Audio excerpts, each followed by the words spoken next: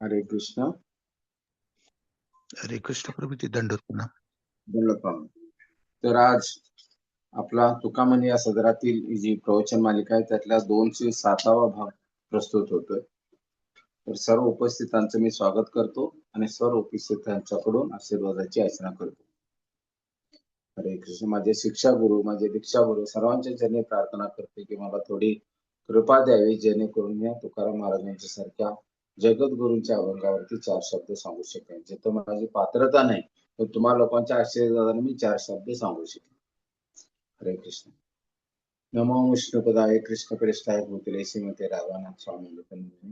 नमो विष्णुपदाय कृष्ण प्रेष्ठाय भूतले श्रीमते भक्ति वेदांत स्वामी नमः. नमस्ते सारस्वती देवी गौरवाणी प्रचारिणे निर्विशेष शून्यवादी पाश्चात्य देशकारिणी. जय श्री कृष्ण चैतन्य प्रभु नित्यानंद श्री अद्वैत गदाधर श्रीवासादि गौर भक्तवृंद. हरे कृष्ण कृष्ण कृष्ण हरे हरे राम हरे कृष्ण कृष्ण हरे हरे कृष्ण हरे कृष्ण हरे कृष्ण. आजचा अभंग असा आहे.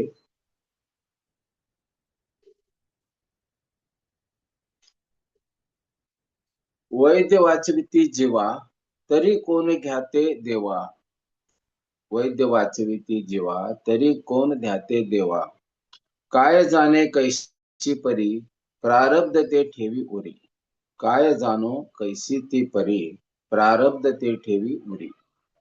अंगी दैवत संचारे मग तेथे काय ढपुरे. अंगी दैवत संचारे मग तेथे काय उरे. 900 कन्यापुत्र होती तरी का करणे लागे पती. 900 कन्यापुत्र होती तरी का करणे लागे पती. जाणे हा विचार स्वामी तुकया दातार. जाणे हा विचार स्वामी तुकया दातार. खूप सुंदर अभंग आहे. अर्थ असा आहे, वैद्याच्या औषधामुळे रोगी बरा होत असेल तर प्राण वाचविण्यासाठी देवाचा धावा कोणीही केला नसता. वैद्याच्या औषधामुळे रोगी बरा होत असेल तर प्राण वाचविण्यासाठी देवाचा धावा कोणीही केला नसता. नंतर देवाचे सहाय्य न मागता मनुष्याने कितीही प्रयत्न केले तरी त्याच्या प्रारब्धात नसेल तर त्याला यश मिळत नाही. देवाचे सहाय्य न मागता मनुष्याने कितीही प्रयत्न केले तरी त्याच्या प्रारब्धात नसेल तर त्याला यश मिळत नाही. मनुष्याच्या अंगात जर देवाचा संचार होत असेल तर माणसाला कसल्याही समस्या उरणार नाहीत. मनुष्याच्या अंगात जर देवाचा संचार होत असेल तर माणसाला कसल्याही समस्या उरणार नाहीत.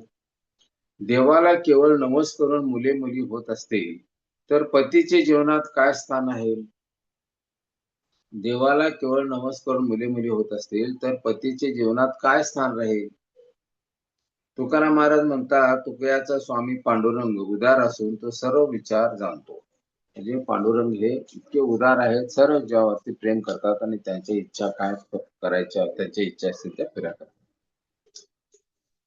आपण पाहतो की एक मन आपल्याला सर्वांनाच प्रचलित आहे, झाडाचं पान सुद्धा भगवंतांच्या इच्छेशिवाय हलत नाही. प्रारब्ध आणि भगवंताची इच्छा ह्या 2 गोष्टी असल्याशिवाय या सृष्टीत काहीही घडत नाही.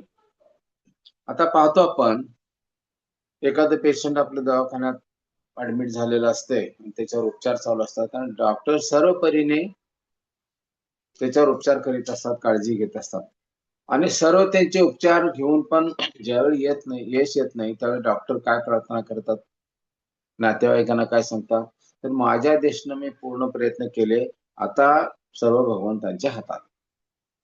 म्हणजे हे आपण अनेक ठिकाणी बघतो, अनेक ठिकाणी अशा घटना घडतात की मी सर्व काही माझ्या दृष्टीने प्रयत्न केलेले आहेत, आता सर्व काही भगवंतांच्या हातात.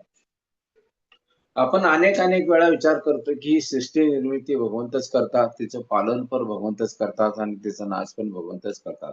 जे करता करविता पूर्ण पुरुषोत्तम भगवान श्रीकृष्ण विष्णू आहेत, पांडुरंग आहेत, हे आपल्याला माहिती आहे.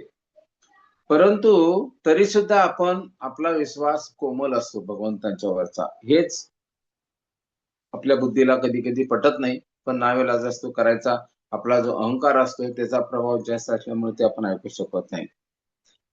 कुठलंही एखादं कार्य करायचं असेल त्याच्यात महत्वाच्या गोष्टी कुठल्या? एक स्थान म्हणजे शरीर, नंतर प्रयत्न, आपण जो प्रयत्न करतो इंद्रियाच्या सहाय्याने ते प्रयत्न, आणि तिसरं भगवंताची कृपा आणि कार्य किंवा कारण. ह्या 4 गोष्टीनं कुठले कार्य संपन्न होत असतात. त्यामध्ये सगळ्यात शेवटी महत्वाचं आहे ते भगवंताची कृपा. आपण किती प्रयत्न केलो, काही केलं तरी भगवंताची कृपा जोपर्यंत नसते तोपर्यंत आपण काहीही करू शकत नाही किंवा त्यात यश प्राप्त करू शकत नाही. आता बघतो आपण पुराणामधल्या कितीतरी कथा, भागवतामधल्या कथा आपण कितीतरी ऐकलेलो आहोत की प्रल्हाद महाराजांचा वध करायसाठी हिरण्यकश्यपू प्रल्हाद महाराजांचा वध करायसाठी किती प्रयत्न केले. म्हणजे इतकी घोर तपस्या केली त्यांनी, त्याच्यावरती प्रसन्न होऊन ब्रह्मदेवाने त्यांना वर दिला की ब्रह्मदेवांच्याकडून अगोदर त्यांनी अमर व्हायचा वर मागितला, पण ब्रह्मदेव म्हणले मीच अमर नाही तर तुला अमर व्हायचा वर कसा देऊ. मग त्यांनी अनेक अनेक युक्त्या लढवल्या आणि त्यातून सगळं सुटका करून घ्यायचा प्रयत्न केला. म्हणजे माझा मृत्यू दिवसा होऊ नये, रात्री होऊ नये, प्राण्याकडून होऊ नये, पशुकडून होऊ नये, घरात होऊ नये, बाहेर होऊ नये, वरती होऊ नये, खाली होऊ नये. हे अनेक अनेक वर घेतले आणि हे ब्रह्मदेवाने तथास्तु म्हटले सुद्धा, कारण त्यावेळी ब्रह्मदेवाना त्याच्याशिवाय दुसरा कुठला मार्ग नव्हता, कारण तशी तपस्या हिरण्यकशिपूने केली होती. पण नंतर भगवंताने ठरवलं, भगवंत त्या हिरण्यकशिपूच्या पोटी जो प्रल्हाद महाराज जन्माचा तो भगवंताचा सिद्ध भक्त होता. कारण तो आईच्या गर्भामध्ये असताना नारद मुनीने त्याचं रक्षण केलं. नारद मुनींनीच त्यांना भागवतमचा उपदेश केला. आईच्या गर्भात असताना आईला भागवतमचा क्लास द्यायचे नारद मुनी आणि ते गर्भामध्ये ऐकायचे. म्हणून सुद्धा गर्भामध्ये मूल असताना आपण त्यांना संध्याकाळी किंवा रात्री कधी वेळ मिळेल त्यावेळी झोपते वेळी त्यांना हे भागवतम भगवद्गीता वगैरे काय ऐकवायची, कारण आतला गर्भ असतो तो ऐकत असतो, त्याला सेन्सेशन असतात म्हणून ते ऐकायचं. तर प्रलयाचं जलद उदाहरण म्हणजे प्रल्हाद महाराज. आणि ते भक्त बनले प्रल्हाद महाराज. आणि हिरण्यकशिपूना तो भक्त नको होता, हिरण्यकशिपूचा राक्षस बनायला पाहिजे होता, पण तो भगवंताचे शुद्ध बनले, शुद्ध भक्त बनले प्रल्हाद महाराज. म्हणून आपल्या पुत्राचा वध करायसाठी त्यांनी काय काय केलं, त्याला विष दिले, अग्नीमध्ये लोटलं, सापांच्या मध्ये ठेवलं, पर्वतावरून खाली टाकून दिलं, हत्तीच्या पायात उडवायचा प्रयत्न केला, समुद्रात फेकले, तरी सुद्धा त्यांचा वध ते करू शकले नाही. म्हणून भगवंताने जर ठरवलं एखादं जर रक्षण करायचं तर कुणी किती काही प्रयत्न करू देत त्याचा वध होऊ शकत नाही, त्याला तो मृत्यू प्राप्त करू शकत नाही. आणि भगवंत जरी वाचायचं ठरवलं तर कोणीही तिथं काही करू शकत नाहीत. आणि भगवंत कोणाला जर मारायचं ठरवलं तर कोणी त्याच्यात विरोध करू शकत नाहीत. तसे हे दोन्ही उदाहरणं ज्वलंत आहेत की प्रल्हाद महाराजांचा वध होऊ नये यासाठी भगवंतांनी सर्व काही जे करायचं होतं ते केले, पण प्रल्हाद महाराजांचा वध होऊ दिले नाहीत. आणि आणि हिरण्यकशिपू आपला वध होऊ नये म्हणजे जे जे वर मागितले ब्रह्मदेवाने त्या सर्व वराच्या वर मागितलेले होते त्यातून बरोबर काढून त्याचा वध भगवंतांनी केला. त्यांनी काय सांगितलं होतं, मनुष्याकडून पशुकडून माझा वध होऊ नये. म्हणजे नरसिंह भगवंत आधी सिंह होते, आधी मनुष्य होते, वरती होऊ नये, खालती होऊ नये. मांडीवर घेऊन नरसिंह भगवंताने त्यांचा वध केला. अर्धे घरातले अर्धे बाहेर उघड्याच्या अर्ध्या हाताने अर्धे बाहेर अशा दिशेने बसून त्याचा वध केला. रात्र नाही, दिवस नाही, सूर्य अर्धा वर होता आणि अर्धा खाली होता अशा ठिकाणी मारलं. असे ज्या ज्या त्यांनी युक्त्या केलेल्या होत्या त्या सर्व युक्तीतून मार्ग काढून भगवंतांनी त्याचा वध केला. त्यातनं सांगायचा उद्देश काय की भगवंत जर ठरवले एकाचं रक्षण करायचं तर कुणी काही करू शकत नाही, आणि भगवंत जर ठरवले एखाद्याला मारायचं तर कुणी काही करू शकत नाही. ते ह्याचं ज्वलंत उदाहरण आहे. आता ज्यावेळी रावणाने सुद्धा खूप घोर तपस्या केली आणि त्याला सुद्धा जे वर मिळाले होता, शिवजीने वर दिला होता की त्यात रावणाने दोन गोष्टी आहेत. ज्यावेळी वर मागत असतात त्यावेळी भगवंत अशी आयडिया करतात की सरस्वती त्याच्या जिभेवर जाते आणि जे भगवंताचे आदेश असतात ते पालन करते. की त्यावेळी रावणाने सर्व काय मागितले, यांच्याकडून माझा वध होता का नाही, त्यांच्याकडून वध होता नाही, पण त्यातून मनुष्याने वानर सोडून दिलं. कारण ते म्हणले मनुष्य तुच्छितो काय माझा वध करणार आहे, वानर तुच्छितो काय माझा वध करणार आहे. आणि शेवटी रावणाचा वध कोणी केला, मनुष्याने वानर मिळूनच केला. तर असं भगवंत त्याच्या जिभेवर बसून सर्व काही करून घेतात. शेवटी ते भगवंत आहेत, तुमच्या मनात काय आपल्या मनात काय ते भगवंतांना माहित असते, म्हणून ते सर्व काही त्यांच्या इच्छेनुसार करून घेत असतात. आता सगळ्यात महत्वाची गोष्ट म्हणजे पुरजवाशी इंद्रदेवाची पूजा वर्षानुवर्षे पिढीजात करत होते. कशासाठी? तर इंद्र वर्षाची पाऊस पाडतात आणि त्याच्यामुळे धान्य उगवते, गवत उगवते. त्यामुळं गायींना वैरण मिळते, आपल्याला दूध मिळते आणि अन्नधान्य पिकते. त्यामुळे आपली रोजीरोटी चालते. आपला जो उपजीविका चालते ते त्याच्यावर चालते. म्हणून ती इंद्राची पूजा करत होती वर्षानुवर्षे. आणि एक वर्ष भगवंतांच्या इच्छेनुसार त्यांनी पूजा केली नाही इंद्राची, त्याच्याऐवजी गोवर्धनची पूजा केली म्हणून इंद्राला इतका क्रोध आला. म्हणजे आपण सर्वसाधारण समजून घ्यायला पाहिजे, हे देवी देवता आणि भगवंत यांच्यामध्ये तुलनाच होऊ शकत नाही. भगवंत हे इतके कृपाळू आहेत, ते भक्त असू दे अभक्त असू दे सगळ्याचं पालन पोषण करतात. सृष्टी निर्माण झाल्यानंतर त्याचं पूर्ण पालन पोषण करायची भगवंत जबाबदारी घेतात.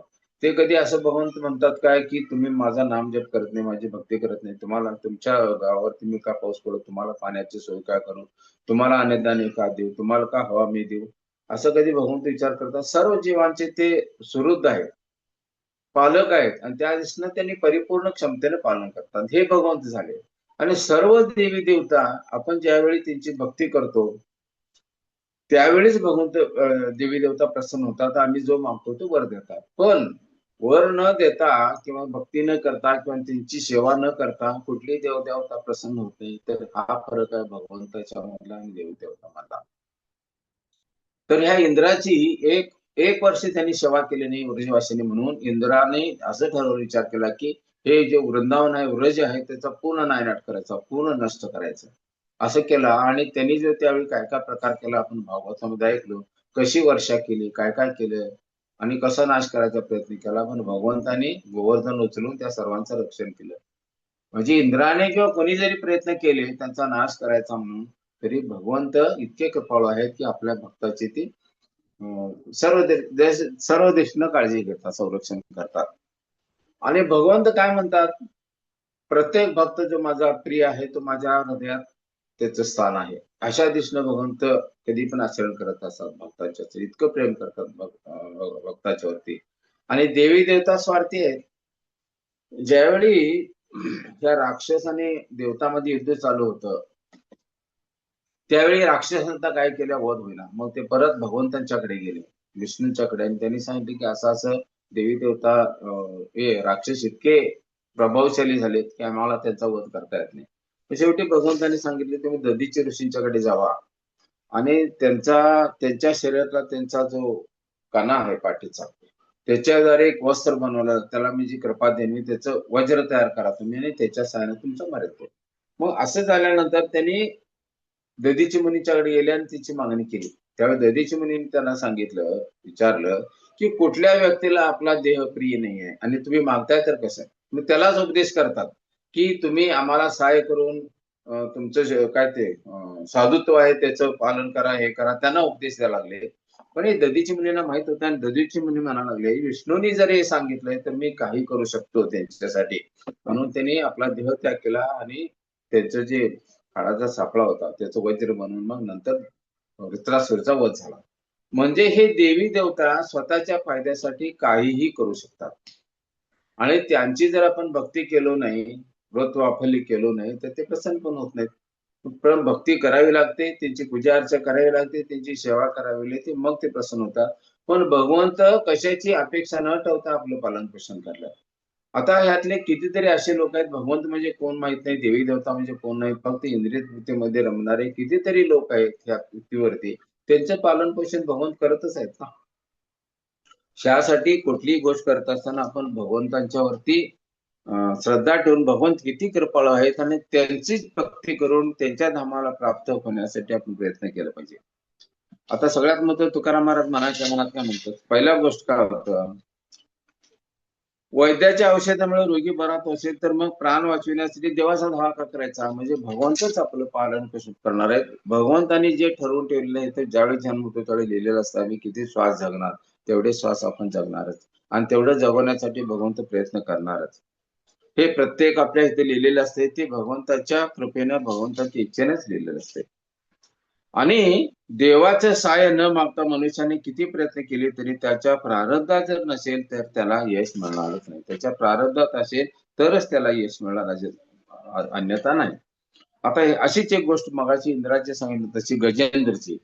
गजेंद्रला ज्यावेळी मगरीनं पकडले होतो पाण्यामध्ये, आणि मगरीची ताकद ही पाण्यामध्ये जास्त असते, आणि म्हणजे ती जलचर प्राणी होता तो, तिची ताकद पाण्यामध्ये जास्त असते, आणि स्थलचर प्राणी आहे तर तिची ताकद बाहेर पृथ्वीवरती जास्त असते. म्हणून गजेंद्र एवढा ताकदवान असून सुद्धा हे अनेक वर्ष युद्ध चालू होतं त्या मगरीचं आणि गजेंद्रचं, आणि गजेंद्र थकला, आणि त्याला मागच्या जन्मीचं स्मरण झालं की मागच्या जन्मी ते भगवंताचे शुद्ध भक्त होते, आणि त्यांनी मग भगवंताचा धावा केला. आणि ज्यावेळी भगवंताचा धावा केला, ते धावा करत असताना हे त्यांचे भगवंताचे हाक मारण्याचे विचार देवी देवता सर्व बघत होते. मग देवी देवताने असा विचार केला काय, त्याने भगवंतांचा धावा करायला आहे, मग आपण जाऊन मदत करूया त्यांना. देवी देवता सर्व बघत राहिले होते, बाजूला आकाशातून बघत होते, पण कोणी मदत करत नव्हते. ते मग त्यांनी विचार असा केले की त्याने भगवंतांना हाक मारतात, भगवंत येऊ देत. मग देवी देवतांच्या मनात ही करुणा आली नाही की त्याला वाचवण्याची जबाबदारी आपली आहे, आणि देवी देवतांना माहित होतं ते मागच्या जन्मी शुद्ध भक्त होते भगवंतांचे, पण त्यांनी मदत करायला हवी होती, पण त्यांनी नाही केली मदत. आणि त्यावेळी मग भगवंत आले त्यांचा हाक ऐकून, आणि येत असताना गरुडावर आरूढ होऊन येत होते भगवंत. पण भक्तांना संकटातून दूर करायसाठी त्यांना किती कापतेला हा समजला नाही. आणि त्यावेळी गरुडाचा स्पीड सुद्धा त्याला कमी वाटायला लागलं, म्हणून गरुडालाच आपल्या काखेत घेतले भगवंत, आणि स्वतः स्पीडनं आले तिथं, आणि मग अगोदर मगरीचा वध केला आपल्या सुदर्शन चक्रानं, आणि ह्या गजेंद्रला बरोबर घेऊन गेले. तर अशा प्रकारे भगवंत किती भक्ताच्यावरती प्रेम करतात ह्या कथेतनं आपल्याला ध्यानात येते. आणि देवी देवता मात्र सर्व बघत होते. आता ठीक आहे, भगवंताला हाक मारली आणि देवी देवता जाऊन त्या गजेंद्रला जर मदत केली असते तर काय बिघडलं नसतं, भगवंत काय त्यांच्यावर क्रोधित झाले असते का, मला हाक मारली आणि तुम्ही का वाचवलं म्हणून. पण देवी देवतांचा स्वभाव कसा आहे ते त्यातनं स्पष्ट होतोय. याचा अर्थ आपल्या तुलनेत आपली आणि देवी देवतांची तुलना होऊ शकत नाही, ते भगवंतांचे खूप प्रिय आहेत. आपण देवी देवतांना आदर तो द्यायला पाहिजे, तो द्यायलाच पाहिजे. आमची आणि त्यांची तुलना होत नाही. पण मनुष्य आत्मा जी पृथ्वी तलावर आहेत, मृत्यू लोकात, ते सर्व गलिच्छ आहेत. हे देवी देवता कारण उच्च ग्रहातले जे लोक आहेत ना, आपल्याला गलिच्छ समजतात, एकदम गलिच्छ समजतात. आता बघा, आपण कुठं रस्त्याला फिरत असतोय आणि तिथं डुक्कर घाणीत पडलेलं असते, दुर्गंधी असते, तिथंच मल असते, तेच मल आहार म्हणून खात असते, पण ते आनंदात असते. त्याला असं वाटत नाही की मी ह्या गलिच्छ ठिकाणी आहे, मी आनंदात नाही आहे, त्याला अजिबात वाटत नाही. ज्या ठिकाणी ते आहेत त्या ठिकाणी ते आनंदात असतात. तसं गुणधर्म प्रत्येक जीवाचा भगवंताने घालून दिलाय, नाहीतर मनुष्य जगला नसता. आता एखादा मनुष्याच्या ध्यानात आलं असतं मी आता डुक्कर झालोय, पण मागं काय मी खात होतो, करत होतो, त्या स्मरणानं ते मरून गेला असता. पण ते भगवंताने विस्मरण दिले तेवढ्यासाठी. तर हे गलिच्छ ठिकाणी डुक्कर राहत असते, त्याला त्याचं गलिच्छ वाटत नाही. इतकं आपण तिथं जर राहिलो 2 मिनिटं आपण तिथे राहू शकत नाही, कारण हे गलिच्छ ठिकाण म्हणून घाण वाटत. ते आपल्याला खूप गलिच्छ समजतात. कारण काय, हे मनुष्य पृथ्वी तलावाचे जे लोक आहेत ते इतके गलिच्छ आहेत असं उच्च लोकातले लोक समजतात. अशा पद्धतीनं आपल्याला जशी डुकराची घाण वाटते त्याच्या जवळ जात असताना, शी शी करतो आपण, दुर्गंधी येत असते, त्यातच ते आनंद घेत असते, तसं ह्या पृथ्वी तलावरच्या लोकांना बघून उच्च लोकातले लोक समजतात की इतके आपण खालच्या लेवलवर आहोत. आणि म्हणून देवी देवता सुद्धा पूर्वी ह्या पृथ्वी तलावर येत होते. मोठे मोठे राजे जे होते, दशरथ महाराजांचे सारखे, परीक्षित महाराजांसारखे, देवी देवतांना आपल्या समारंभात बोलावत होते, आणि देवी देवता येत पण होते. पण ह्या कलियुगात देवी देवता ह्या पृथ्वी तलावर येत नाहीत, ते पाय चरण सुद्धा ठेवत नाही तिथं पृथ्वी तलावर, इतकी आपली अवस्था गलिच्छ आहे. तर ह्या गजेंद्रला शेवटी भगवंताने वाचवलं, पण ही देवी देवता वाचवली नाही. त्यातनं सांगायचा उद्देश काय, देवी देवता आपल्या मतलबासाठी काही करतील. आता विशेष म्हणजे आपल्याला जर भगवत धामाला जायचे असेल तर तो 4 पुरुषार्थ आहेत. कुठलं धर्म अर्थ काम आणि मोक्ष. धर्म अर्थ काम आणि मोक्ष. तर ह्या 4 द्वारे आपण मोक्ष प्राप्त करू शकतो. मोक्ष म्हणजे काय, ना सुख ना दुःख भगवंतांच्या प्रकाश होतात, दिव्य जी ज्योती निघते भगवंताची, त्या ज्योतीमध्ये आपण विलीन होऊन जातो. पण भगवंताच्या सेवेचा आनंद तिथं अजिबात मिळत नाही. म्हणून पंचम पुरुषार्थ आहे, 4 पुरुषार्थ पुढचा जो पुरुषार्थ आहे तो पंचम पुरुषार्थ, म्हणजे भगवंताची भक्ती करणे. आणि ज्यावेळी आपण भगवंताची भक्ती करून भगवंताच्या धामात जातो, त्यावेळी भगवंतांच्या सेवेद्वारे आपल्याला आनंद मिळतो.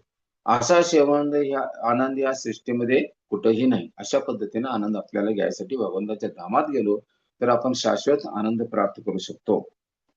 आणि त्याचं ठिकाण कुठलं आहे? हे मृत्यूलोक. मृत्यूलोकात येऊनच आपण भगवंताची भक्ती करू शकतो आणि भगवद्धामात जाऊ शकतो. हे जर पुण्य प्राप्त करून आपण स्वर्गात जर गेलो तर स्वर्गात राहून आपण भगवंताची भक्ती अजिबात करू शकत नाही. कारण का? स्वर्गामध्ये इतकी सुख सुविधा आहे. त्या सुविधामध्ये आणि सुख प्राप्त करण्यात आपण एवढे गुंतून जातो की तिथं भगवंताची भक्ती करायचं आपल्याला विस्मरण होऊन जाते. म्हणून भगवंताची प्राप्ती करायचं असेल, भगवंतांचं प्रेम प्राप्त करायचं असेल तर आपण या पृथ्वी तलावरच आले पाहिजे. म्हणून जे देवी देवतांना शक्य नाही आहे ते आपल्या मनुष्यांना शक्य आहे. ते कसं करायचं? भगवंताची भक्ती करायचं आणि भगवंताचं प्रेम प्राप्त करायचं. आता मध्ये सांगता सांगता मी तो विषय इकडे वळला. तर हिरण्यकश्यपूने अनेक प्रयत्न केले ह्या आपल्या मुलाला मारण्यासाठी, पण ते शक्य करू शकले नाहीत. प्रल्हादांचा वध ते करू शकले नाहीत. आणि आपण स्वतः वाचायसाठी अनेक युक्त्या केल्या. ब्रह्मदेवांच्याकडनं वचन गेलं, पण ब्रह्मदेव भगवंतांनी त्यांना शेवटी त्यांचा वध केलाच केला. हे झालं. मनुष्य भगवंत जर कोणाला वाचवायचे ठरवले तर कोणी त्याला मारू शकत नाहीत, आणि भगवंतांनी कोणाला मारायचं ठरवलं तर कोणी त्याला वाचवू शकत नाही. आता दुसरा मुद्दा, सगळ्यात महत्वाचा, काय सांगितलं तुकाराम महाराजांनी? देवाचे साय. ज्यावेळी हे रावणाने हिरण्यकशिपू शक्ती प्राप्त केल्या वराद्वारे, त्यांनी सगळी देवी देवता त्यांचे सेवक म्हणून काम करत होते. म्हणजे देवी देवतांना त्यांनी आपल्या नियंत्रणाखाली घेतलं होतं. अशा वेळी ज्यावेळी प्रभू रामचंद्र रावणाचा वध करायला लागले त्यावेळी रावणाने काय केले? यांचा धावा सुरू केला शिवजींचा, आणि बोलावं लागले. आणि त्यावेळी शिवजी जप करत होते. मग त्यावेळी पार्वतींच्या ध्यानात आलं की ते त्यांचे भक्त त्यांना हाक मारतायत. त्यावेळी पार्वती म्हणाले, तुमचे भक्त तुम्हाला एवढ्या हाका मारतात आणि तुम्ही त्यांना काय प्रतिसाद देत नाही. तर शिवजी काय म्हणाले, माझ्या प्रभूंच्या बरोबर तू युद्ध करतोय आणि मी त्याला कसं मदत करू? म्हणजे ज्यावेळी भगवंत मनात आणतात त्यावेळी देवी देवता सुद्धा काही करू शकत नाहीत. भगवंतांचे शिवजींचे प्रभू कोण? भगवान रामचंद्र. प्रभू रामचंद्राचा जप करतात शिवजी. मग शिवजी सुद्धा म्हणा लागले की माझ्या प्रभूंच्या बरोबर जे युद्ध करतात त्यांना मी कसं सहाय्य करू? म्हणजे हे देवी देवता अनेक वचनं देतात, पण कधी कधी शक्य झालं तरच त्यांचं पालन करतात. अन्यथा आता ते प्रभूंच्या बरोबर युद्ध करतोय म्हणून शिवजी गेलेच नाहीत मदतीला. म्हणजे देवी देवता त्यांनी वचन जरी दिलं आणि भगवंतांच्या जरी मनात आणलं की यांचं वचन पुरं करून द्यायचं नाही, तर ते भगवंत करू शकतात. आता ब्रह्मदेवाने जे हिरण्यकशिपूंना वचन दिलं, असा वध होणार नाही, तसा वध होणार नाही, हे झाल्यानंतर भगवान विष्णूने ब्रह्मदेवांना सांगितलं, असं वचन परत कोणाला देऊ नका. म्हणजे भगवंतांना मग त्यातनं मार्ग काढायला लागतोय. त्यासाठी त्यांनी सांगितले की असं वचन कोणालाही देऊ नका. पुढं, आणि त्यासाठी भगवंत कोणाचं रक्षण करतात? ज्यांचं परिपूर्ण शरणागती आहे. त्या गजेंद्रने परिपूर्ण शरणागती घेऊन भगवंतांचा धावा केला, त्यांचं भगवंत रक्षण केले. तसं द्रौपदींचं माहिती आहे. परिपूर्ण शरणागतीचं उत्कृष्ट उदाहरण म्हणजे द्रौपदी. ज्यावेळी द्रौपदीचं वस्त्रहरण होत होतं त्या द्रौपदी सर्व दिशेनं प्रयत्न केली. आपल्या नवऱ्यांना हाक मारली, नंतर सासरे, भीष्मदेव, सगळ्यांना, कृपाचार्य, द्रोणाचार्य, सगळ्यांना हाक मारलं. तुमचं धृतराष्ट्र सगळ्यांना विनंती केली, पण कोणीही तिचे रक्षण करू शकले नाही. आणि ज्यावेळी समजलं तिला की माझं रक्षण दुसरे कोणी करू शकत नाहीत, आपल्या दातानं साडी पकडली, पूर्ण ताकद लावली. ज्यावेळी ध्यानात आलं की आता हे माझं मी संरक्षण करू शकत नाही, त्यावेळी मग भगवंतांचं स्मरण झालं आणि भगवंतांचा धावा केला. दोन्ही हात सोडून दिली साडी आणि दोन्ही हात वर करून धावा केला भगवंतांचा. त्यावेळी भगवंत सोंगट्या खेळत होते रुक्मिणीशी. काही शास्त्रात सोंगट्या खेळत होती, काही शास्त्रात भगवंत प्रसाद घेत होते, असं आहे. आणि भगवंत त्या क्षणी तिथनं उठले. त्यावेळी रुक्मिणी विचारलं, कुठे चालले? नाही, माझ्या भक्तांचा धावा सुरू झाला, मला जायला पाहिजे. आणि भगवंत आले आणि मग द्रौपदीचं रक्षण केलं. म्हणजे भगवंत भक्ताचं रक्षण करायसाठी कसे करतात आणि देवी देवता आपल्या भक्तांचं रक्षण करायसाठी किती व्यापारी प्रवृत्ती वापरतात हे बघायला पाहिजे. हे जरी देवी देवता आणि भगवंताच्या मध्ये आपण जरी अशी फरक केला किंवा त्यांचं वागणं कसं आहे ते बघितलं तरी आपण देवी देवतांना कधी नावं ठेवायचे नाहीत किंवा त्यांना कमी लेखायचं नाही, कारण ते भगवंताचे खूप शुद्ध भक्त आहेत. कारण भगवंतांचे भक्त आहेत ते, म्हणूनच भगवंत त्यांच्या मागण्या पुऱ्या करतात. भगवंत जे भगवंतांच्याकडे जाऊन त्यांनी मागण्या पुऱ्या करतात त्यांना अडचणीतून भगवंतच बाहेर काढतात. कारण का? भगवंतांचं त्यांच्यावर पण प्रेम आहे. भगवंत चार प्रकारच्या लोकांना भगवंत आपले भक्त म्हणतात. कोण कोण? आर्त, अर्थार्थी, जिज्ञासू आणि ज्ञानी. आर्त म्हणजे जे दुःखी आहेत, दुःखामध्ये भगवंतांचा धावा करतात, भगवंत होऊन जातात, त्यांना दुःखातून वाचवतात. आणि असे अर्थ लोक असतात, ते त्यांची अर्थता संपली, दुःख संपले की परत भगवंताची भक्ती पण सोडून देतात. तरी भगवंत असं म्हणत नाहीत, तू त्यावेळी मला बोलवलंयस आणि आता माझी भक्ती सोडून दिली, असं कधी म्हणत नाहीत. दुसरा आहे अर्थानंतर अर्थार्थी. अर्थार्थी आहे ते संपत्ती प्राप्तीसाठी, आपलं वैभव प्राप्तीसाठी, प्रसिद्धीसाठी भगवंताची भक्ती करतात. ते काम संपले की परत भक्ती सोडून देतात. किंवा कायमचे सोडून देतात असं नाही, काही थोडे दिवस सोडतात, परत आणि भक्ती करतात असे. तरी पण ते भगवंतांना प्रिय आहे. ते काय म्हणतात? ठीक आहे, दुःखाच्या वेळी तर त्यांना माझी आठवण येते, ठीक आहे. पैशा प्राप्तीसाठी तरी सुद्धा माझी ती भक्ती करतात, ठीक आहे. अर्थाची जिज्ञासू आणि ज्ञानी. जिज्ञासा आहे ते भगवंताच्या बद्दल जाणून घ्यायची त्यांना खूप इच्छा असते, म्हणून ते भक्ती करतात. आणि ज्ञानी जे आहेत ते भगवंताच्या मध्ये त्यांना विलीन व्हायचं, ते ब्रह्मज्योतीमध्ये विलीन व्हायचं असते, म्हणून भक्ती करत असतात. तर या चौघांना पण भगवंत आपले भक्त म्हणतात. अर्थाची जिज्ञासू आणि ज्ञानी भगवंताचे भक्त म्हणतात, म्हणजे ते भगवंताचे भक्त आहेत. भले ते थोडे प्रिय कमी असतील पण भक्त आहेत. पण ह्या चारीपेक्षा जास्त भगवंतांचे प्रिय कोण? भक्त. त्याने पंचम पुरुषार्थ सांगितला, भक्ती करून भगवंतांची प्रेम प्राप्त करायचं. त्यातला भक्त तो भगवंतांना खूप प्रिय असतो, म्हणून भगवंत त्याच्यावरती खूप प्रेम करतात. आणि अशात म्हणजे द्रौपदी सारखी जी पूर्ण शरणागती पत्करलेली आहे त्यांच्यावरचं विशेष प्रेम असते भगवंतांचे. आता गजेंद्रचं आहे त्यांच्यावर विशेष प्रेम असते. आणि विशेष म्हणजे मी मागं तुम्हाला एक कथा सांगितल्या, की गजेंद्रला ज्यावेळी भगवंताने सोडवायसाठी आले आणि सुदर्शन चक्र सोडलं, त्या मगरीनं त्याचे पाय पकडले होते गजेंद्रच्या हत्तीचे, तर पाण्यामध्ये जे मगर होते त्यावरती सुदर्शन चक्र सोडलं आणि सुदर्शन चक्रानं पहिला वध त्यांनी कोणाचा केला? मगरीचा केला. म्हणजे मगर कोणाचे पाय पकडले? ती गजेंद्रचे पकडले. आणि गजेंद्र कोण होते? भगवंतांचे शुद्ध भक्त होते. म्हणून जे शुद्ध भक्ताची सेवा करतात, जे शुद्ध भक्ताचे चरण पकडतात, चरणी लीन असतात, ते भगवंतांना खूप आवडतात. भगवंत काय म्हणतात? माझ्यापेक्षा जास्त माझ्या भक्तावर जे प्रेम करतात ते मला खूप प्रिय आहे, भगवंत म्हणतात. आणि भगवंत जे भगवंताच्या खूप प्रेम करतात, खूप भक्ती करतात, त्यांचे भगवंत कृतदास होतात, म्हणजे स्वतःला विकले जातात भगवंत, इतके भगवंतांच्यावरती प्रेम करतात. तर त्यासाठी भगवंताची भक्ती करत असताना आपण कुठं हाताला ठेवून काम करायचं नाही, परिपूर्ण शरणागती करायची. तर दुसरं पुढं आणखीन एक कथा सांगितल्या, म्हणजे देवी देवता अंगात जर येत असतील तर मुळात हे थोतांड आहे. तुकाराम महाराज काय म्हणतात? मनुष्याच्या अंगात जर देवता संचार होत असेल तर माणसाला कसल्याही समस्या उरणार नाही. आता दोन मुद्दे आपण बघितले, म्हणजे रोगी बरा होत आहे ह्याचे उदाहरण त्यांनी दिलेलं आहे. वाचून भगवंत वाचवणार असतील तर मग रोगाचं औषध तुम्ही द्या न द्या, भगवंत वाचवतात त्यांना. आणि कोणाला मारायचं असेल भगवंतांना तर कोणी वाचू शकत नाही. हे उदाहरणाबद्दल आपण चर्चा केली, हिरण्यकश्यप, प्रल्हाद महाराज, इंद्र, नंतर तुमचं गजेंद्र याच्याबद्दल. नंतर देवाचे सहाय्य न मागता मनुष्याने किती प्रयत्न केले तरी त्याच्या प्रारब्धात नसेल तर त्याला अजिबात मिळत नाही.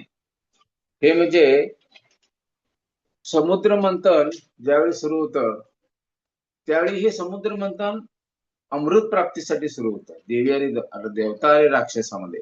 पण नंतर समुद्र मंथनात अनेक रत्नमोती निघाले, सगळे झाले, पण शेवटी अमृत प्राप्तीसाठी जे समुद्राचं मंथन झालं, ते अमृताचा कलश शेवटी कोणाला मिळाला? अमृत प्राशन करायला देवी देवतांना दिलं, राक्षसांना दिलं नाही. का केलं भगवंताने असं? कारण देवी देवता आणि राक्षस यांच्यामधला फरक काय ते भगवंतांना माहित होतं.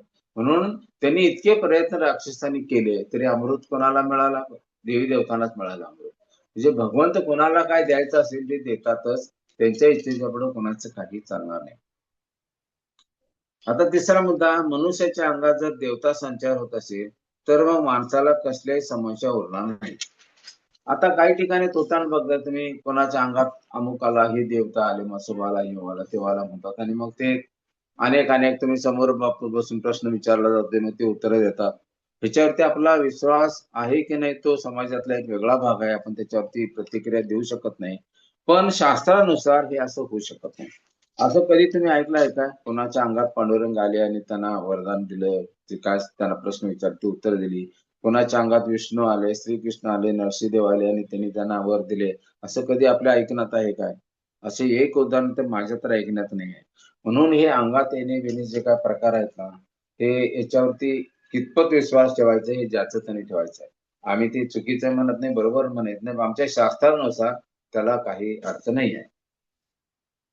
आता ज्यावेळी भक्तिविनोद ठाकूरांच्या बरोबर एका अघोरी माणसांच्या बरोबर बरोबर हे झालं होतं, डिबेटिंग झालं होतं. त्यावेळी जिथं जिथं अघोरी कृत्य केली जायची ती व्यक्ती, त्याच्या समोरच भक्तिविनोद ठाकूर आपले भागवतम वाचत बसले आणि तुला काय करायचं कर म्हणून सांगितले. आणि जोपर्यंत भक्तिविनोद ठाकूर भागवतम वाचत होते, त्यावेळी त्या अघोरी व्यक्तीचा प्रभाव कसल्याही प्रकारे यांच्यावरती भक्तिविनोद ठाकूर यांच्यावरती पडला नाही. म्हणजे हे भगवंतांचं भागवत म्हणजे साक्षात भगवान श्रीकृष्ण आहे त्याच्यामध्ये, त्याचं वास्तव्य असते. ज्याच्या घरी भागवतम सेट आहे त्याच्या घरी भगवंतांचं वास्तव्य आहे. कारण भगवंत ज्यावेळी आपल्या धामाला चालले, त्यावेळी उद्धवने विचारलं होतं, आता तुम्ही तुमच्या धामाला चालला तर धर्माला कुणाचं रक्षण, कोणाकडे संरक्षण मागायचं, तुमचं अस्तित्व कुठं असणार? तर त्यावेळी भगवंतांनी सांगितलं, मी भागवतमच्या रूपात अस्तित्वात असेल या कलियुगामध्ये. म्हणून जिथं भागवतमचं श्रवण वाचन होतंय तिथं भगवंत उपस्थित असतात. ज्यांच्या घरी भागवतम आहे तिथं भगवंत उपस्थित असतात. आता एक कथा सांगतो, कथा म्हणजे घडलेला प्रकार सांगतो. माझं जन्मगाव कोल्हापूर जिल्ह्याच्या शिरोळ तालुक्यातील भोसरवाड म्हणून आहे. तिथं आम्ही 2000 मध्ये इस्कॉन जॉईन केलं आणि 2003 ला तिथं सेंटर सुरू केलं वरिष्ठांच्या. आणि मी आणि आमचे मिसेस प्रचाराला जात होतो. नंतर ही घटना 2005 ते 6 असेल. 2005-6 पर्यंत आमचे जवळजवळ तिथे 100 वर भक्त झाले आणि आम्ही जर बुधवारी प्रोग्राम घेत होतो. आणि बरेच लोक तिथले जप करायला लागले, सगळं करायला लागले, व्यवस्थित आमचं रुटीन बसलं. तर आमचे एक भक्त होते खोत म्हणून, ते राहत होते आणि त्यांच्या शेजारी त्यांच्या मध्ये एक भिंत होती. त्यांच्या शेजारी एक अघोरी नृत्य करणारे व्यक्ती राहत होते, ग्रस्त फॅमिली राहत होती. त्या अघोरी नृत्य याच्यावरती देव उचलून घालायचा, याचा नाश होऊ दे म्हणून काय काय कृत्य करायची, अशी विधी करायचे. त्यांच्याकडे साहित्य पण विचित्र प्रकारचं साहित्य होतं. ते वरची कवटी बिवटी काय काय बरंच होतं ते करायचे. तर आणि मध्ये भिंत आणि पलीकडच्या बाजूला हे आमचे डेवटे राहत होते. मग ही डेवटीची सून आहे की नाही, ती ठराविक वेळेला जप करत बसायची. आपले स्वयंपाक काम झालं की ती भिंतीला टेकून जप करत बसायची. आणि पलीकडे त्या भिंतीला लागूनच त्यांचं ते करणे करायचं, सगळं ते पूजा अर्चा मांडायचं ठिकाण होतं. मग तो करायला लागला की ही आता सुनेला का माहित नाही, त्याचं काम संपून झाल्यानंतर 12-12:30 जप करत बसायची, तास दीड तास जप करायची. तर त्यांना असा अनुभव आला की त्यांचे करणे चालू होतं, ते जे पिशाच किंवा ज्याला बोलवतात ते करणे चालू असताना मध्येच ते क्रिया बंद व्हायची, डिस्कंटिन्यू व्हायची. मग ते असं का व्हायचं, यांना विचार पडायचा. चालू क्रिया होती, सगळं सगळं कार्य घडाले आणि मध्येच हे डिस्कंटिन्यू का होतंय? बाहेर जाऊन इकडं तिकडं बघायची, कोण काय कराले, म्हणजे ह्याच्या कृत्यात कोण बाधा आणालेत असं त्याला संशय यायचा. म्हणून ते बाहेर बघायचे. तर बाहेर तर कोणच असायचे नाही. इकडे तिकडे बघायचे, पलीकडे तोंड करणारे तसे कोण नव्हते. पण ते कशामुळे होत होतं, त्या भिंतीच्या पलीकडे ते जप करत बसायचे त्या. आणि ते जप केल्यामुळं त्यांच्या कंटिन्युटी भंग व्हायची.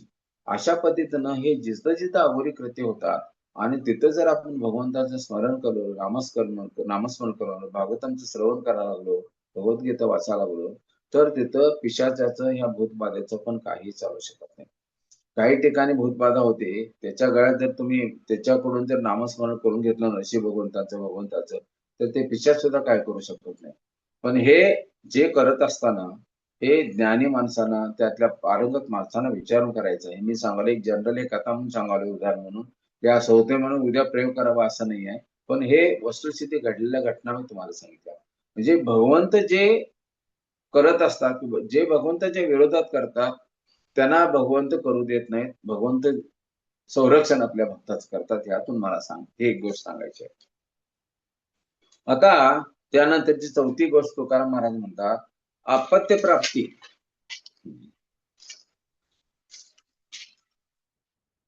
देवाला केवळ नमस्कार करून मुले मुली होत असतील तर पतीचे जीवनात काय स्थान राहील?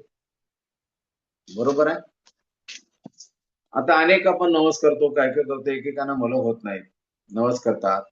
तर असं आहे काय, देवांना तुम्ही नवस केला आणि वैफल्य केला म्हणून बाळ होतात असं अजिबात जर झालं असतं तर पतीचं स्थान नाही ना. पण दुसरी गोष्ट, पती पत्नी असे कितीतरी आहेत त्यांचा संबंध येऊन सुद्धा पती पत्नीचा संबंध आल्यामुळे बाळ होते. तर मग पती पत्नी असे अनेक वाद का राहिले असते, त्यांना बाळ का होत नाहीत? तर ह्यासाठी नुसता पती पत्नीचं संबंध येणं महत्वाचं नाही, भगवंताची इच्छा असणं महत्वाचं आहे आणि प्रारब्ध पण असणं महत्वाचं आहे.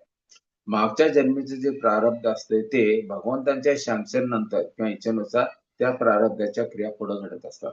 म्हणून कुठलीही गोष्ट सांगायचं महत्वाचं काय, भगवंताच्या कृपेशिवाय कुठलीही घटना घडत नाही. पती पती लग्न झालं आणि त्यांचे संबंध आले म्हणून बाळ होतेच असं अजिबात नाही आहे. त्यासाठी भगवंताची इच्छा पाहिजे आणि आपलं प्रारब्ध असलं पाहिजे. आणि प्रारब्धाला सुद्धा भगवंताच्या इच्छेचं महत्व आहे. प्रारब्ध आहे म्हणून झालं असं नाही, भगवंताच्या इच्छेशिवाय प्रारब्ध सुद्धा जे आहे ते भगवंतांच्या शासनशिवाय परिपूर्ण होऊ शकत नाही, हे सगळ्यात महत्वाचं आहे. आता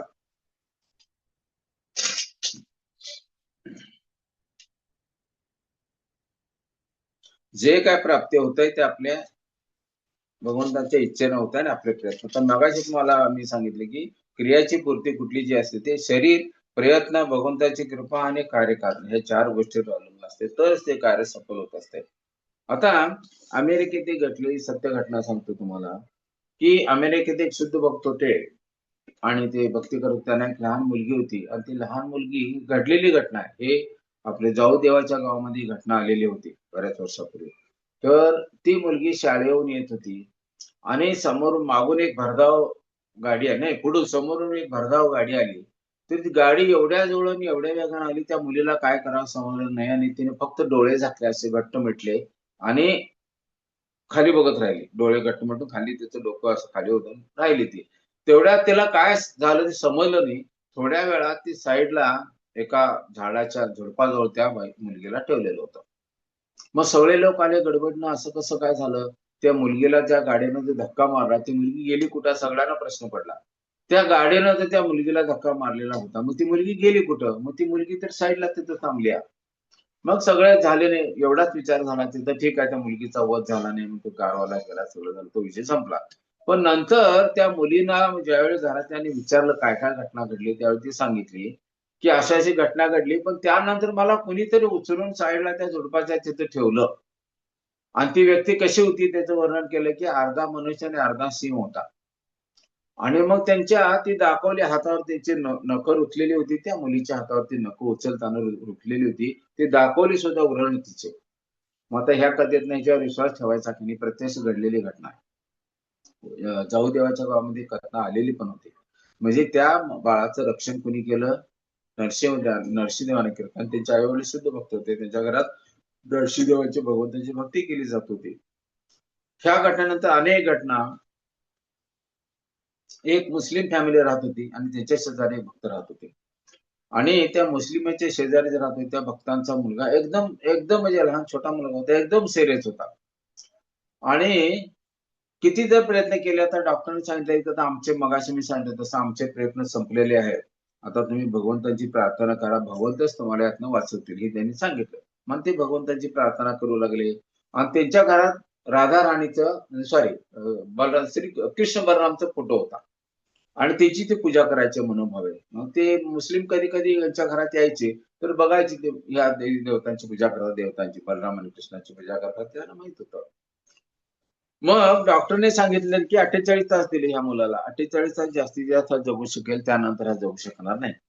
हे झाल्यानंतर त्या मुलाचं जो 48 तास संपणार होते तो क्षण संपून गेला. दुसऱ्या दिवशी सकाळ पण उजाडली आणि दुसऱ्या दिवशी त्या मुलाची तब्येत सुधारली, व्यवस्थित झाली. तो धोका तर टळलाच टळला, पण त्याची तब्येत पण सुधारली आणि चांगली झाली. तर ते मुस्लिम फॅमिली म्हणायला लागले त्या त्यांच्या आई वडिलांना, त्या बाळाच्या, की एक घटना सांगू का तुम्हाला, तुम्ही विश्वास ठेवता की मी कोण जाणे. तर रात्री मी कशासाठी तर बाहेर आलो होतो आणि त्यावेळी दोन मुलं तुमच्या घरात, दोन व्यक्ती आलेल्या होत्या आणि त्यांचा पोशाख होता तो त्यांनी बलराम आणि श्रीकृष्णाचा दाखवला असाच पोशाख होता आणि हेच चेहरे, हेच डोक्याला पगडी बांधलेली, हे वस्त्र असं नेसलेलं आणि परिधान केलेलं आणि पितांबर नेसलेलं, एकाचं निळं होतं एकाचं पिवळं होतं आणि हे दोन मुलं आत आली होती. तुमचं दार उघडं नसताना ते कसं आत आले ते काय माहित नाही, पण मी ज्यावेळी बाहेर गेले त्यावेळी तिथून बाहेर जात होते दोघे.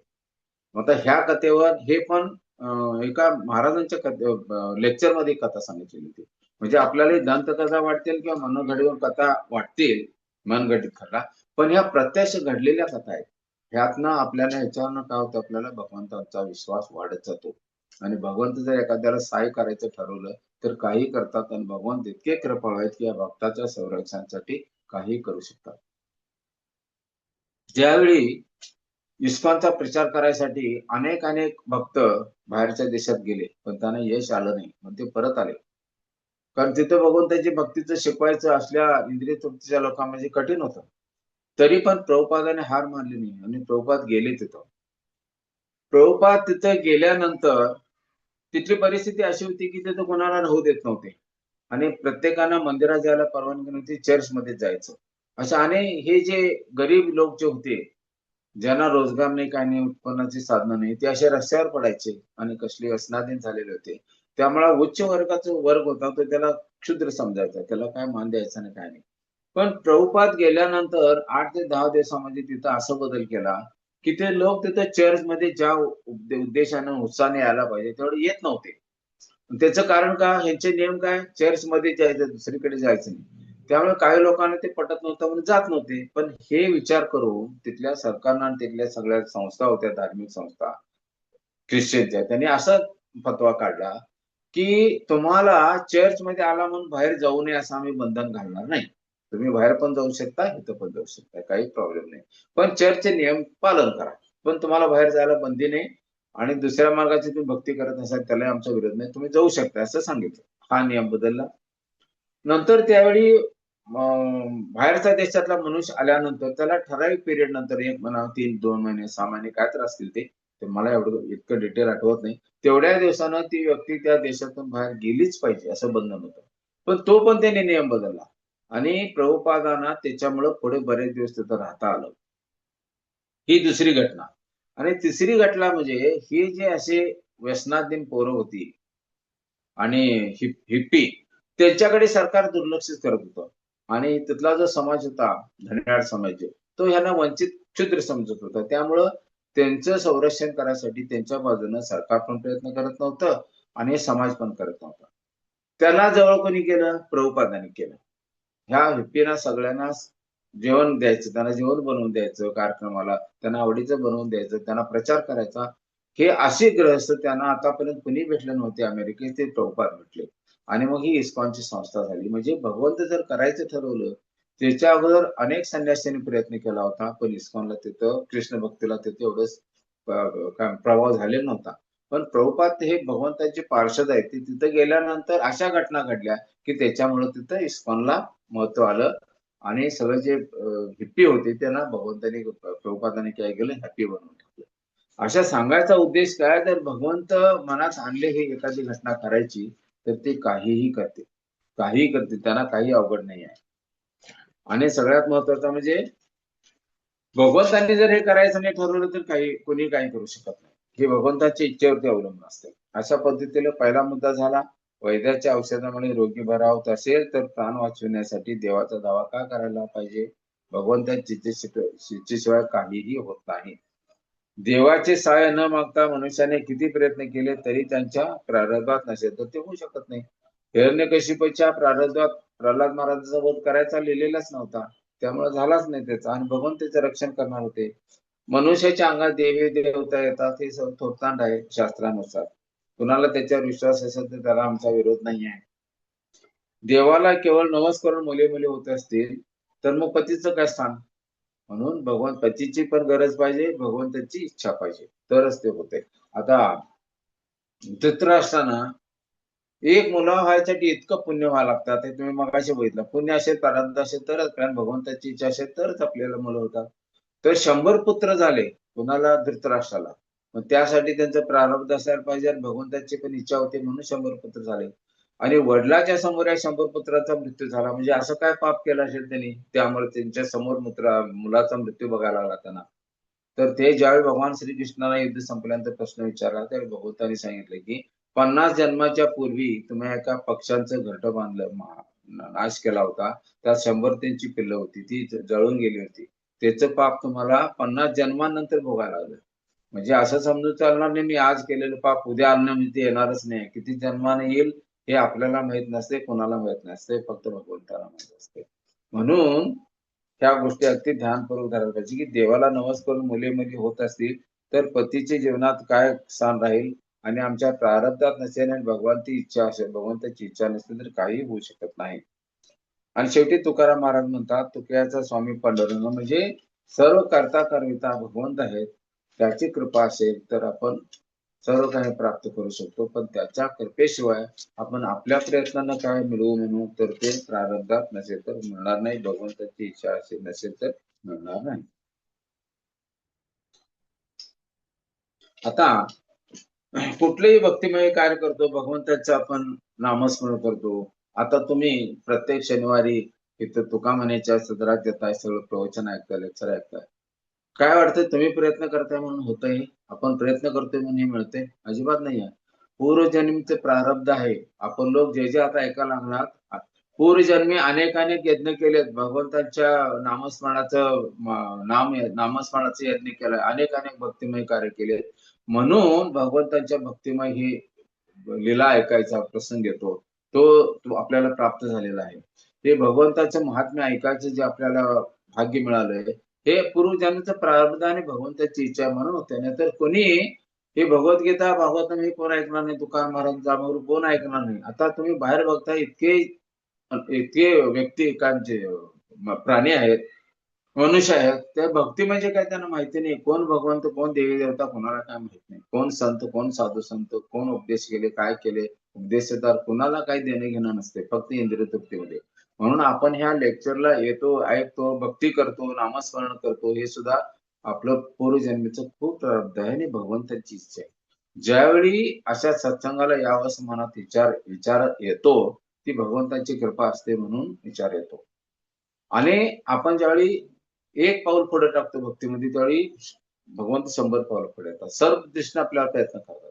आपण मनात इच्छा फक्त ठेवली की मला हे करायचं आहे, भक्तिमय कार्य, मला हे कोटी रुपये मिळू देत नाही, भक्तिमय कार्य आपण करायची इच्छा केली त्यावेळी भगवंत सगळ्या इच्छा आपल्या पुढे करतात. अनेक अडचणी त्यातल्या नाहीशा होतात. अशी हजारो लाखो उदाहरणं आपल्या आयुष्यात घडतात, आम्ही सांगू सुद्धा शकत नाही. फक्त ही इच्छा ठेवा, भगवंत स्वतःहून पुढे येतात आणि सगळ्या बाबतीत मदत करतात. म्हणजे भगवंत आपले कसे पालन पोषण करतात, कसे संरक्षण करतात, अशी लाखो हजारो उदाहरणं आपल्या आयुष्यात घडलेली आहेत. याच्याकडे आपण बारकाईने बघत नाही, पण असे एक उदाहरण आठवलं तर भगवंत किती कृपाळू आहे ते जाणवत येते.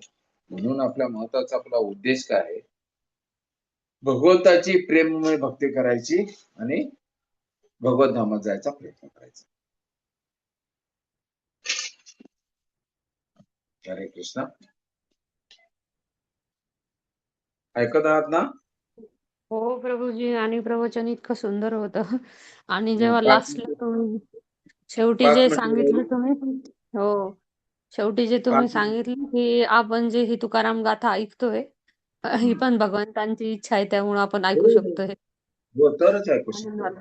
अन्यथा नाही. भगवंताची इच्छा आहे, कृपा आहे म्हणून ऐकतो. काय होतंय, एक व्यक्ती होते, त्यांच्या बंगल्यात त्यांची मुलं खेळायची आणि त्यांना ऑटोमॅटिक हेलिकॉप्टर वगैरे असं विमान उडायचं, वरणाचं ह्याची रिमोट वरची असं बटन दाबलं म्हटलं ते विमान उडायचं, हेलिकॉप्टर उडायचं. आणि बाहेरची ती लोक होती की ती त्या मुलं ती त्या गेट मध्ये डोकं टिकून बघायची, अरे कसलं काय खेळतात, यांच्याकडे ऑटोमॅटिक विमान आहे, ऑटोमॅटिक हेलिकॉप्टर सगळं करतात. म्हणजे बाहेर जी मुलं खेळत होती, त्या गेटला पकडून जे राहून बघत होती, त्यांच्याकडे दुसरं काहीच साहित्य नव्हतं. एखादा दगडी किंवा लाकडाचं काहीतरी खेळणं घेऊन खेळायचे ते. त्यांच्या दिसणं हे किती महत्वाचं वाटत असेल, हेलिकॉप्टर, ऑटोमॅटिक विमान वगैरे, असं ऑटोमॅटिक गाडी फिरते रिमोटवर, हे बघून त्यांना किती आश्चर्य वाटत असेल. तसं आहे, हे बाहेरचे लोक आहेत ना, आपण भगवंताची भक्ती करतोय. आता काय, घर की मुलगी जाल बरं हे उदाहरण द्यायला तर ठीक नाहीये, पण आपण त्याचं महत्व नाहीये का माहित नाही. महत्व याचा अर्थ काय, आपण एवढं बघत नाही. भगवंताची कृपा आम्हाला मिळत असते, ती सवय झालेली असते, त्यामुळे काय वाटत नाही. पण भगवंतांची भक्ती करून आपल्याला जे जे प्राप्त व्हायला लागले ते म्हणजे त्याचा विचार करू शकत नाही, आपण ते मोजू शकत नाही. तुम्ही किती आयुष्यात आपण पैसे कमवले, किती डिपॉझिट्स केले, किती जागा घेतल्या, काय घेतला, त्याचे झिरो व्हॅल्यू आहे. पण आपण भगवंताची जी भक्ती करवली ह्याचा जो साठा आहे त्याच्याची तुलनाच होऊ शकत नाही. इतकं आपण मिळवतो आहोत आणि इथून पुढे पण मिळवणार आहोत. हे कोणाच्या कृपेनं? भगवंतांची कृपा आहे. आपलं पूर्वजन्माचं प्रारब्ध आहे आणि हे आपण करालोय म्हणजे पूर्वजन्मी खूप यज्ञ केलेत, खूप भगवंताची भक्ती केली म्हणून हे प्रारब्ध आलंय. भगवंताने सुद्धा आपली इच्छा पुरी केली. म्हणून आता आपण असं जर करत राहिलो, ह्या जन्मात पण केलो तर भगवंत आपल्याला ह्या जन्माच्या शेवटी आपल्या धामात घेऊन जातील आणि सच्चित आनंदमय ध्येय मिळेल आपल्याला. त्यासाठी हे करत राहायचं. कधी कधी आपले शिथिल पडतो आम्ही जरा जरा भक्तीमध्ये, कधी कधी कंटाळा येतो, हे होतो. ती मायाचा प्रभाव असतो आपल्यावरती. पण आपण एक एक करून एकदम ह्याच्यावरती कॉन्सन्ट्रेशन करायचं आणि भगवंताच्या भक्तीवरती कॉन्सन्ट्रेशन करून भगवंतांचं प्रेम प्राप्त करायचा प्रयत्न करायचा. खूप छान प्रभूजी. खूप धन्यवाद. आणि आजचा अभंग पण इतका सुंदर होता की काही काही जे आपण दुसऱ्या शक्तींच्या प्रती आपण जातो, आणि जसं भक्तिविनोद ठाकूरजींचं तुम्ही सांगितलं की असं काही निगेटिव्ह एनर्जीज होत्या पण, आणि एक तुम्ही ते जाऊ आपल्या गावी त्याच्यातलं पण इतकं छान उदाहरण दिलं. आणि जे प्रभूजी थोतांडचं आपण म्हणत होतो की जे अंगात वगैरे येणं, तर हो. आताच लास्ट मंथ मागच्या नाही, महिन्यामध्येच मी मला समक्ष म्हणजे कसं माझ्या म्हणतात डोळ्यांनी की बघितलं. ते भगवंत जे असतात ना, देवी देवता आणि भगवंत हे कोणाच्या अंगात करत नाहीत. कारण हे उच्च कोटीचे व्यक्तिमत्व आहेत सगळे. पण अघोरी कृत्य जे आहेत ना, पिशाच वगैरे, ते अंगात सज्जा करतात. आणि त्याच्या मार्फत तुम्ही कुणाला काय करणी करायचा जर प्रयत्न केला तर ते होतात पण. असं तुम्ही अनेक उदाहरणं समाजात आपण ऐकलेलं आहोत. ते होतात. पण आपला जो प्रभूजी पण जे भगवंत म्हणतात ना, अंगात वगैरे येतं, ते मी माझ्या डोळ्यांनी बघितलं. ते खिळ्यांची चप्पले वगैरे त्याच्यावर चालत होते. मग ते अघोरी असतात ते सगळ्या शक्त्या. ते देवी देवता नाही येत त्याच्या अंगामध्ये. ते तर भगवंताने असं देवी देवता. म्हणतात की हो, आमच्या अघोरी शरीरात, शक्ती आता मी येतात. नाव नाही घेत, पण अघोरी हे देवता आले, ते देवता आले असं म्हणतात. हो, अघोरी शक्ती येतात ते. देवी देवता कोणी कोणाच्या अंगात येत नाहीत. इंद्र चंद्र कोणाच्या अंगात आले, सूर्य कोणाच्या अंगात आला, विष्णू कोणाच्या अंगात आले, पांडुरंग कोणाच्या, आतापर्यंत एक उदाहरण ऐकलंय का? नाही आहे. कारण हे सत्वगुणातले, शुद्ध सत्वगुणातले देवी देवता आहेत, ते सात्विक देवी देवता आहेत, ते येत नाहीत तसं. आणि हे जे आपण हे करणे वगैरे करतात ना, अघोरी शक्ती, ते अंगात संचार करू शकतात. पण त्या अघोरी शक्ती आहेत त्यांचा भगवंतांच्या पुढे काहीही प्रभाव पडत नाही. समजा आता एखाद्याच्यावर अघोरी शक्ती तो करतोय त्याच्यावरती प्रभाव करायसाठी, आणि तो जर भगवंताचा शुद्ध भक्त असेल आणि भक्तीजनक त्याचा नामजप करत असेल तर त्याच्यावर काहीही प्रभाव होत नाही. हे मी आतापर्यंत जे ऐकले, जे अनुभव, त्याच्या अर्थी सांगायला लागले मी. हो, हो, प्रभूजी. भगवंताची शक्ती नेहमीच उच्च कोटीची आहे. आता तुम्ही ते बघताय, नो डाऊट. प्रभुपादांनी बरीच अशी जागा घेतली, आपल्या मंदिरं बांधली. अशा कितीतरी आहे जगामध्ये. त्यातली अनेक अनेक अशी मंदिरं आहेत, ती भुताटकी आहे, पिशाच आहे म्हणून ती जागा कोण घेत नव्हते. पण प्रभुपादाने घेतली आणि तिथे भगवंताची स्थापना केली. कुठली भूतान कुठल्या गेली पळून ते.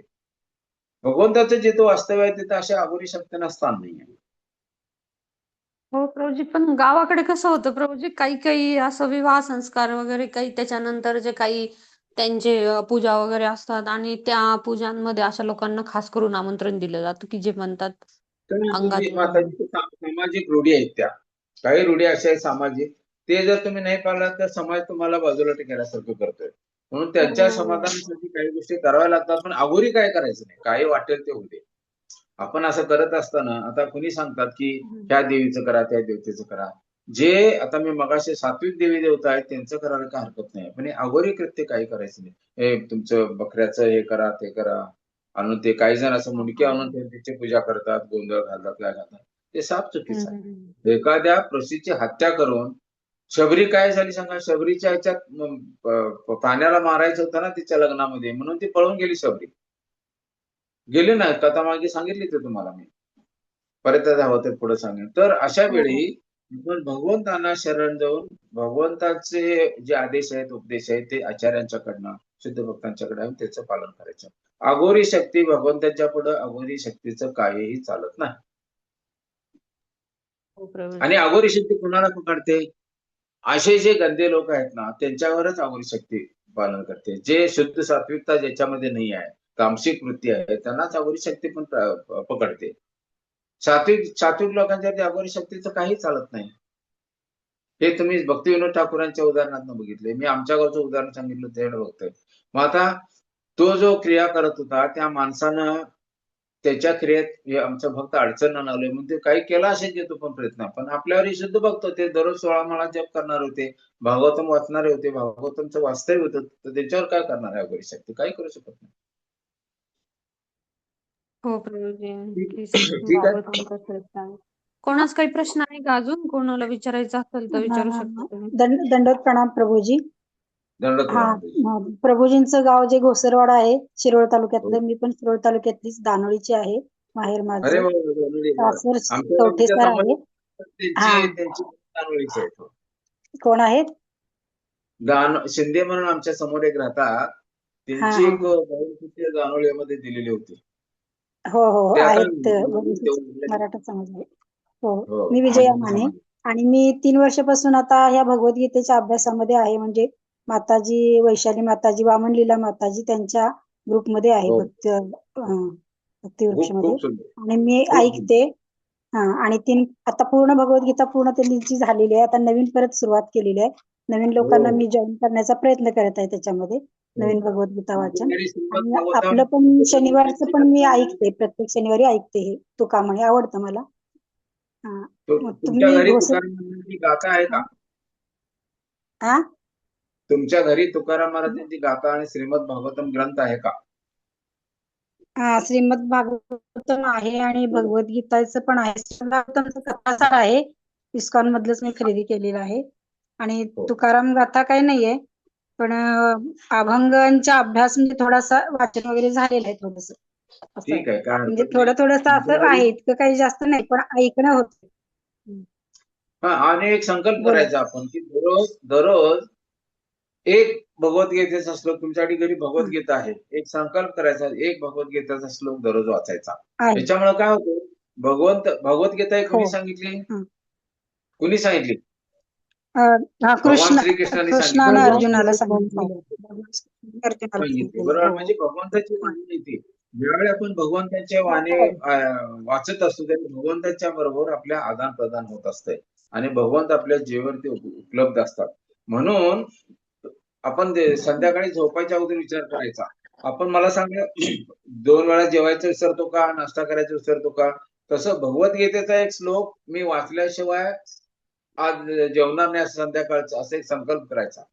आणि त्या पद्धतीने जेवायच्या अगोदर मी श्लोक वाचला नाही ना, थांब 10 मिनिटात मी श्लोक वाचून येते, श्लोक वाचायचा आणि मग प्रसाद घ्यायचा, असा संकल्प करायचा. हो ठिकाणी हो, लोकांचं काय वाटतं? 9 वाजता 9 ते 10 भगवद्गीता क्लास असतो, त्या क्लासला मी जॉईन असते रोज. खूप हा, सुंदर, खूप ठाण्याहून ज्या सुंदर. वैशाली माताजी क्लास घेतात ना, हो, त्यांच्या क्लासला मी खूप जॉईन सुंदर, असते शुक्रवार. खूप सुंदर.